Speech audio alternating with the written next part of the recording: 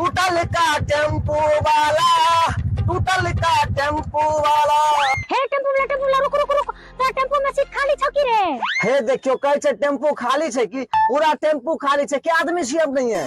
हमें कितना आदमी छे तोरा से मतलब? जेबे कहाँ? कहाँ जेबो? लंदन जेबो, चल भी। हाँ तो कोई बात नहीं, पूरा टेम्पो खाली छे, सीट के कमी छे कि? खगड़िया जाके छे।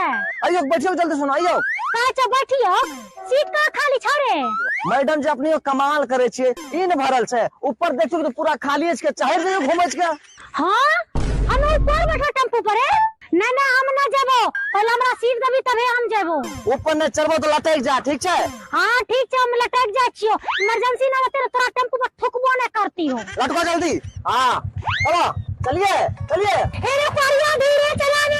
ए लहर लहर लहर आई हो टेम्पो रिक्शा वाला के। ए टुर ए धुर पारिया ये भी अभी चलाने। मेरा रिक्शा हुर ए टुर ए हुर ए टुर। पारिया धीरे धीरे चलाने रे।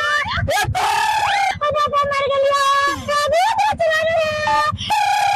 ओ बाबा कदे मार दे के पारिया मार दे के बाबू आपा टूट गेले। आई तोरी मैडम जी कहाँ छे?